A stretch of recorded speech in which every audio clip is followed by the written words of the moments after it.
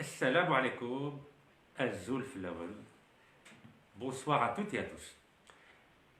C'est un plaisir de vous retrouver après pratiquement un an de silence. Je suis toujours dans mon village, à Ain Bran, dans la wilaya de Chlef, en Algérie, après avoir passé 443 jours en prison entre le 4 décembre 2019 et le 19 février 2021.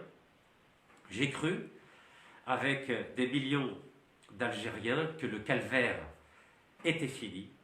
Malheureusement, le calvaire n'est pas fini.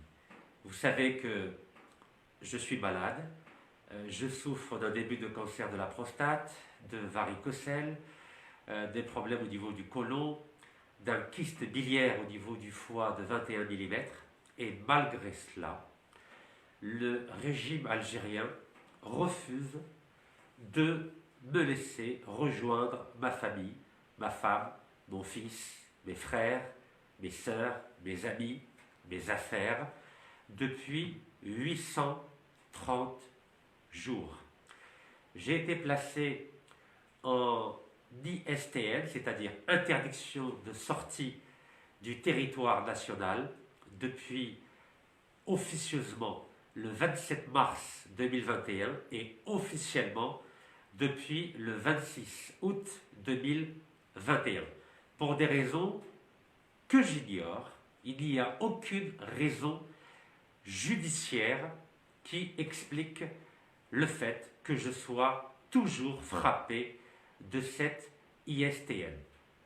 Alors depuis pratiquement un an, j'ai refusé de commenter l'actualité politique, l'actualité sociale, l'actualité humanitaire dans notre pays, car j'ai considéré que ma parole n'était plus audible aujourd'hui en Algérie.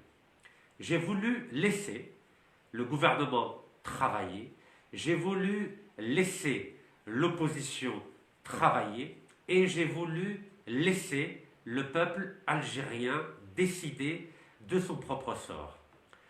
Et pendant ces 12 derniers mois, j'ai pris le temps de prendre du recul.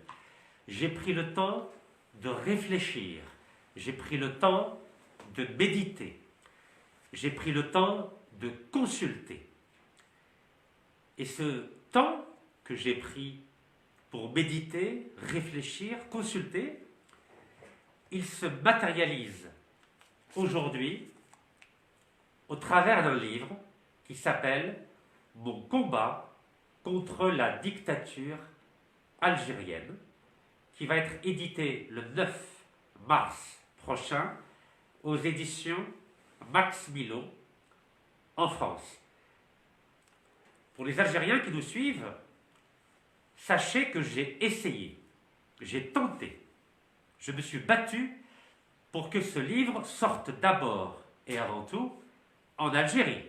J'ai contacté plusieurs maisons d'édition algériennes qui, ou pour des raisons de censure, ou pour des raisons d'auto-censure, n'ont pas souhaité publier ce livre. Alors, il faut savoir que j'avais déjà, en juillet 2018, publié un premier livre en anglais qui était traduit par ma femme Cécile en anglais, qui s'appelle « La dictature Bouteflika ». Donc c'était un an avant le début du Hirak du 19 février 2019. Est-ce que la situation a changé entre l'ère Bouteflika et l'ère du président Abdelmajid Tebboune? Le président Abdelmajid Tebboune nous a fait bénéficier avec 40 détenus politiques ou détenus d'opinion algériens d'une liberté provisoire le 19 février 2021, jour anniversaire de l'événement exceptionnel qui a eu lieu à Khatchla le 19 février 2019. On a cru à ce moment-là, notamment avec mon ami et frère Khaled Drarli, que l'ère de l'arbitraire était révolue. Malheureusement, aujourd'hui, il y a 331 détenus d'opinion en Algérie. Et comme vous le savez, depuis le 28 janvier dernier, il y a 40 Algériens et Algériennes qui ont entamé une grève de la faim. Aujourd'hui, pour ma première intervention auprès de vous, je ne vais pas rentrer dans les détails de ce qui se passe en Algérie. Tous les Algériens connaissent la situation et je suis le premier à la déplorer. Car lorsque j'ai décidé en 2011, après le décès de mon père Albert Ahmou, de m'engager à essayer de faire quelque chose pour l'Algérie, je n'y connaissais rien à l'Algérie. Je ne parlais même pas la langue. Mais, comme des millions d'Algériens, j'avais cet amour viscéral, cet amour terrien, cet amour émotionnel pour la patrie de mes parents. C'était en juin 2011, c'est-à-dire pratiquement 11 ans. Je me suis engagé auprès de mon père, Rabbi Ahmou, et auprès de vous, peuple algérien, à mener un combat pour la liberté, pour la dignité, pour le respect, sur au moins 20 ans. Ça fait 11 ans. Le chemin est encore long, et vous savez que j'ai tout sacrifié pendant ces 11 ans. Ma santé, ma famille, mon confort, ma nationalité française que j'ai abandonnée le 14 juillet 2013.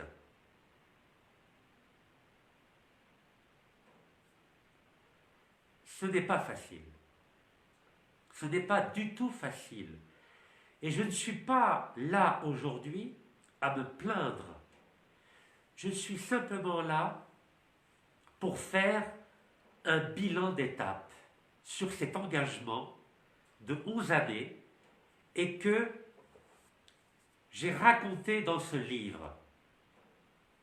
Ce livre-là, tous les droits d'auteur, pour que les gens sachent, iront à l'association MJC, Mouvement pour la justice et contre la corruption, qui est basée à Alicante, en Espagne, et dont je suis le président. Les droits d'auteur, c'est 10% du livre, c'est-à-dire, quand vous voyez que le livre est à 20 €, cela signifie qu'il y a 2 petits euros qui iront à l'association MJC. Que va faire cette association MJC? Elle a déjà travaillé, grâce au travail extraordinaire de maître Yassine Khelifi, avocat au barreau d'Alger, et de maître Abdelkader Chohra, avocat au barreau de Chlef. Il y a 3 plaintes qui ont été déposées en Algérie, au nom du MJC, dont je suis le président, afin d'exiger la libération de 15 000 détenus algériens illégalement et injustement incarcérés depuis le 24 octobre 2019, suite à des mandats de dépôt établis et décidés par 2998 juges et procureurs algériens, eux-mêmes illégalement et injustement nommés par le dénommé Belkacem Zermati, ancien ministre de la Justice, qui lui-même a été injustement, illégalement et anticonstitutionnellement nommé le 31 juillet 2019.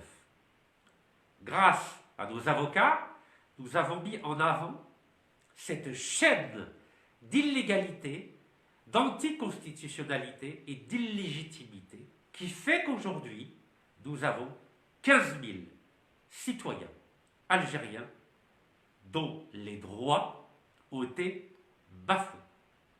Donc ces plaintes-là ont bien été déposées auprès de la Cour suprême algérienne, une première fois le 2 février 2021, une deuxième fois le 16 septembre 2021 et une troisième fois, avec constitution de partie civile, le 18 octobre 2021.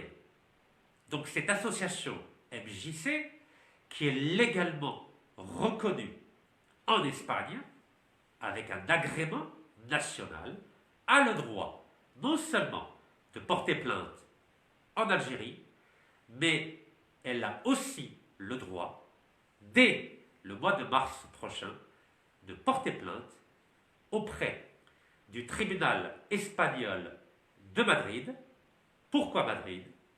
Car en Espagne, ils appliquent la loi de la compétence universelle qui permet de porter plainte contre n'importe quel individu à l'étranger, y compris en Algérie, pour obtenir gain de cause. À titre personnel, j'ai porté plainte contre le dénommé Belkacem Zermati pour torture physique, torture morale, abus de pouvoir, non-assistance à personne en danger. En tout, plus de 12 chefs d'accusation, sans compter bien sûr la demande de libération des 15 000 prisonniers algériens et surtout 1 milliard d'euros d'indemnisation pour les 15 000 prisonniers algériens, c'est-à-dire 66 000 euros pour chaque prisonnier algérien incarcéré illégalement depuis le 24 octobre 2019.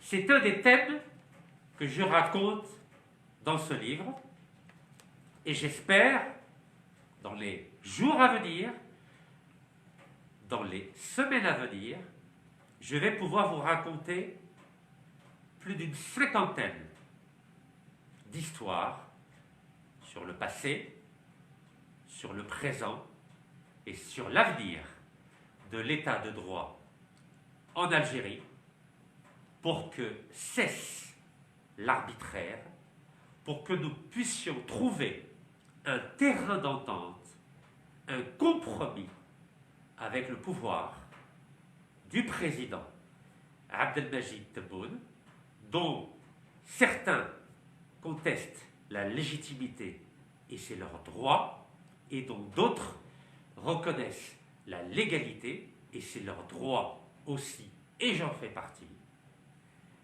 ainsi que pour 195 pays inscrits à l'ONU qui eux-mêmes reconnaissent la légalité de la présidence du président Abdelmajid Tebboune. En tant que citoyen algérien, j'avais proposé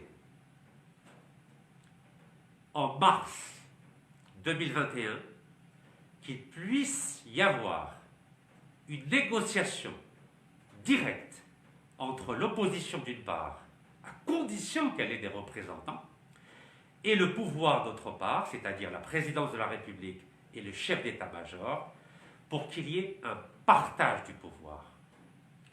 Et ce partage du pouvoir devait se matérialiser au travers de la mise en place d'un gouvernement de transition constitué majoritairement de femmes et d'hommes de loi et qui travaillerait main dans la main dans l'intérêt de l'Algérie, dans l'intérêt du peuple algérien, jusqu'aux prochaines élections présidentielles de décembre 2024. En mars 2021, personne ne voulait défendre cette idée. La situation s'est aggravée.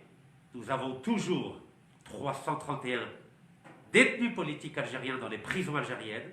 Nous avons un cas dramatique de 40 femmes et hommes algériens qui ont entamé une grève de la faim.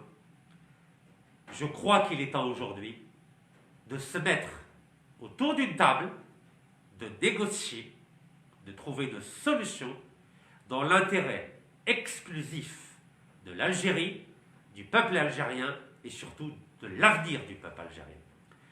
C'est la raison pour laquelle je lance aujourd'hui un appel au calme, un appel au bon sens, un appel au patriotisme et surtout un appel à la clémence. À la clémence non seulement des âmes algériennes, mais à la clémence des espérances algériennes. Car je vous l'ai dit au début de ce live, je suis malade, je suis même très malade. Je viens de sortir de 10 jours de Covid et je ne veux pas être aussi malade de mon pays. Car comme 45 millions d'Algériens en Algérie et comme 7 millions d'Algériens à l'étranger, je veux être fier de mon pays. Je veux que mon peuple ne souffre plus comme il souffre aujourd'hui. Je veux qu'à la formidable espérance du 19 février 2019 puisse être une réalité de tous les jours. C'est un rêve, c'est un espoir et c'est un souhait que je vous formule aujourd'hui et que j'aimerais voir partager dans les jours à venir, dans les semaines à venir, pour l'intérêt de notre Algérie chérie. Merci beaucoup. يعطيكم الصحة. بارك الله فيكم. وليدكم سعيدة.